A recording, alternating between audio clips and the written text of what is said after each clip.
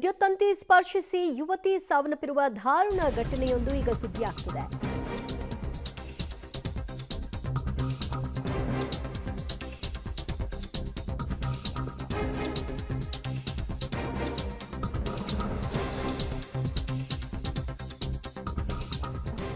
ಮೂತ್ರ ವಿಸರ್ಜನೆಗೆ ತೆರಳಿದಂತಹ ಬಾಲಕಿ ಸಾವನ್ನಪ್ಪಿದ್ದಾಳೆ. ವಿದ್ಯುತ್ ತಂತಿ ಸ್ಪರ್ಶಿಸಿ ಬಾಲಕಿ ಸಾವನ್ನಪ್ಪಿರುವಂತಹ ದುರ್ಘಟನೆ ಹಳಿಯಾಳದಲ್ಲಿ ಸಂಭವಿಸಿದೆ. ಉತ್ತರ ಕನ್ನಡ ಜಿಲ್ಲೆಯ ಹಳಿಯಾಳದ ಮುಂಡವಾಡ ಗ್ರಾಮದಲ್ಲಿ ಈ ದುರ್ಘಟನೆಯಾಗಿದೆ. ಶಾಲೆಯಲ್ಲಿ ಮೂತ್ರ ವಿಸರ್ಜನೆಗೆ ಅಂತ ಸಾನ್ವಿ 8 ವರ್ಷದ ಬಾಲಕಿ ಹೋಗಿದ್ದಾಳೆ. ಬೋರ್ವೆಲ್ಗೆ ಅನಧಿಕೃತವಾಗಿ ಅಳವಡಿಸಿದ್ದ ವೈರ್ ತುಂಡಾಗಿ ಈ ಅನಾಹುತ ಜರುಗಿದೆ ಅನ್ನೋದು ಈಗ ತಿಳಿದು ಬರ್ತಾ ಇದೆ.